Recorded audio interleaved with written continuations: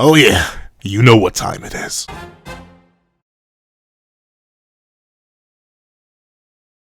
Thank you to our final patrons, Strawbones, Red Wolf 765, and Midnight Gemlord. Now, before we come to this breakdown / discussion on whether or not Sir Lancelot can solo the 4 Knights of the Apocalypse, please, if you leave your own thoughts on whether or not Lance can solo in the comment section down below. Leave a like and subscribe if you haven't already. Also, make sure you hit that little notification bell so you miss out on any videos that come to the channel. Also, I do a Patreon down below. You can support for as low as $1 a month. These things, exclusive videos, early content, and more. However, if you want to keep it in-house, you can also now become a member of the channel and get perks for as low as $3 a month. Now, let's hop into the discussion. What's up, guys? Uncle Pencil here, and Lance Solos. Lance Solos. Lance Solos. Lance Solos. Lance Solos. I'm tired of hearing it. We're done. I've waited. I gave a grace period. What I was immediately going to do, the moment chapter 79 dropped, was say, Lance was him, here are the feats, here are the statements, here, eat them all, swallow them, choke on them for all I care. Let them sit in your throat for a bit if you need to. But regardless of that, I was like, you know what? Who knows?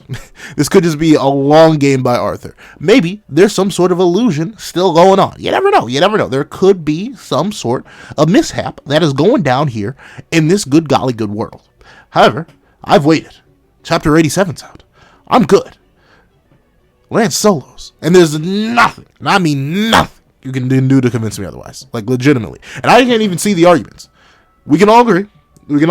Whether you think Percy is stronger, whether you think Gawain is stronger, whether you think Tristan is stronger, those 3 are weaker than Lancelot. Hands down, bar for bar, word for word.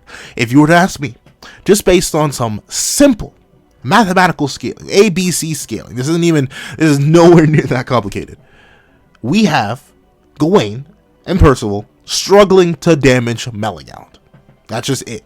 Word for word, bar for bar. Meleagant was essentially stealing their lunch money. No matter what. It doesn't necessarily matter. But you gotta know that both Gawain and Percy, at their highest states of power that we've seen them in up to this point, who knows? Maybe Gawain can go into the ultimate one whenever she feels like it, and she's actually the strongest in the verse. But at least for the feats shown so far, both Gawain and Percy, at their strongest, are weaker than Meleagant. And then Tristan, in his strongest state, which at this point we believe to be demon marked by feats alone. We know there is another hybrid form he has, but we do not know where that thing scales, what it does. It just showed up for the end of a chapter and then immediately disappeared. So we have no idea where that went. So using the only, and I mean the only, scaling we have for him, for his strongest state at this point, which has proven itself to be demon marked, because with his goddess amps and goddess eyes, he could do nothing to Meleagant. But with Demon Mark, he can absolutely annihilate and bully Meleagant. That puts him above Gawain and Percy. Simple as that. Nice, some simple ABC scaling. Just nice, easy, simple, smooth, buttery, if you will. Then, this same demon Tristan proceeds to get amped.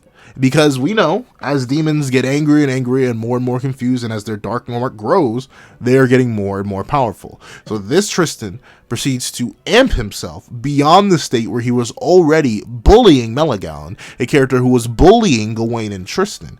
And he just starts going wild, rampaging, attacking everything. Attacking someone that happens to include a base Arthur. And you know what base Arthur does to this Tristan? Bullies him. Smacks a taste out of his mouth. But here's the thing, right? The ironic thing is that if you really want to, you don't even need to bring up Arthur.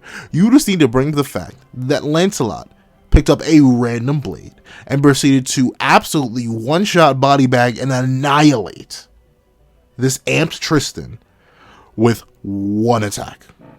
Shining Road almost put that boy in a shining pack. That's how bad it was. And we know that when you can one-shot somebody, you're just above. You are simply different. You are simply absolutely and indubitably not in the same tier as them. So here's the line, right? You have Percy and Gawain at the bottom. We'll give Gawain an edge, because why not? Percy said he was weaker than her. We'll go with that, word for word, bar for bar. Then you have Meleagant, who is either at the top of their tier or a tier above. I would hypothetically argue a tier above, considering neither of them were able to really defeat them, and they were kind of just getting bullied.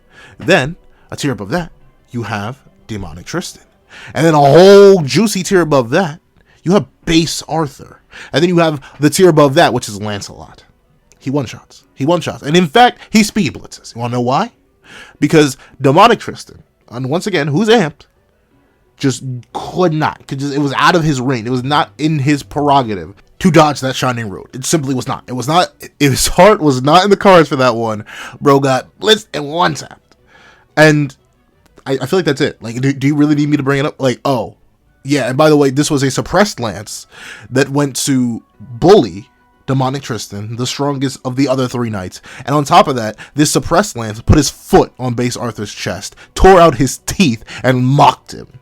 And then the moment Arthur whipped out that big old beefy, girthy, thick, throbbing chaos arm of his, guess what Lance did? Laughed into face, ate a direct attack from it with no damage at all, and proceeded to switch stances, power up, and scare Chaos Arthur. You want to know what Tristan did to Chaos Arthur? He got mocked.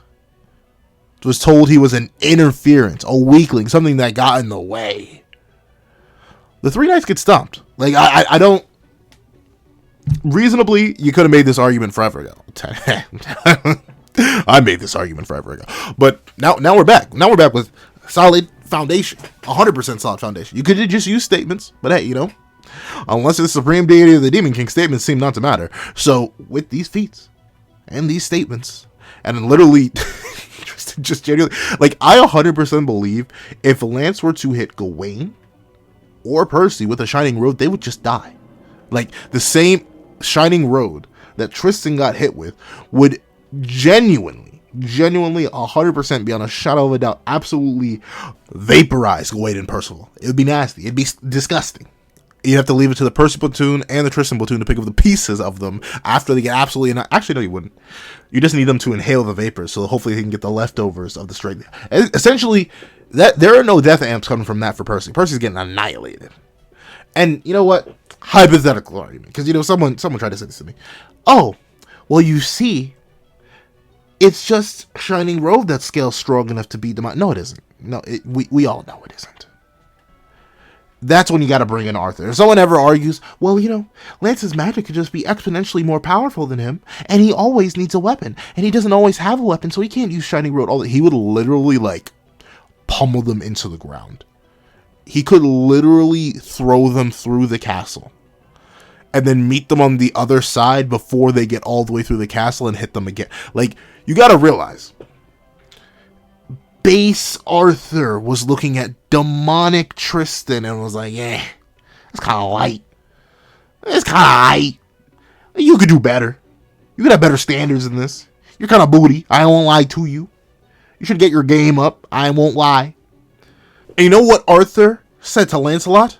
Oh Lord, oh Lord, oh Lord, oh Lord, Daddy Lancelot, please don't annihilate me and my cheeks. Please not in front of my men. Legitimately.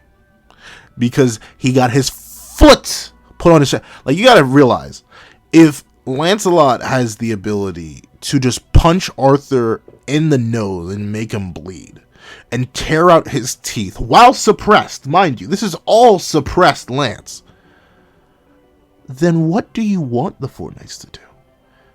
They would literally have their limbs torn apart by Lancelot. And who knows?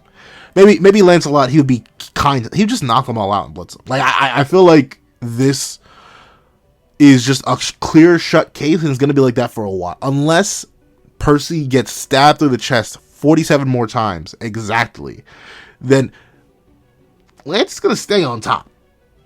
And he's been on top the entire time. As people like me and others have been claiming. But there are always those who have doubts. But I hope your doubts are assuaged now. I hope you realize the truth that stands before you. Because if you don't, then I legit just don't know. What else do you want? Anyone, and this is for all you people, if you made it to this far in the video, I saw 9 minutes in, you made this far into a video, and you genuinely believe that the rest of the 4 knights have a chance of getting Lance, tell me how. Tell me why. Tell me in what way. I want to know. I genuinely want to know what you really think the rest of the 4 knights are going to be able to do. Because I'll admit, this isn't a situation where any of them have real hacks that could actually take out Lancelot. Like, there are some scenarios in battles where, like, a character has this one hacks that'll allow them to defeat an opponent much more powerful than them, but none of them have that. They don't have a Gother. They don't have, like, a petrification when it comes to a king or something like that. They don't have any sleeping gas or something like that. They don't have anything that's cracked enough that they could just do that. You could argue maybe Gawain has perfect cube, but I don't think so. I think she just has absolute cancel and recognize perfect cube. But that's the only hypothetical, unconfirmed win con.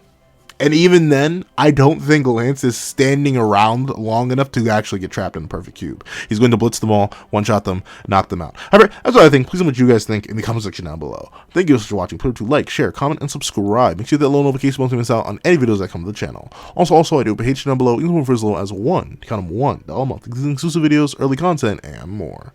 Also, you can become a member to the channel down below for as low as $3 a month. Thank you so much for watching once again, and I hope you guys have a wonderful day. This is That Guy with the Pencil, writing off.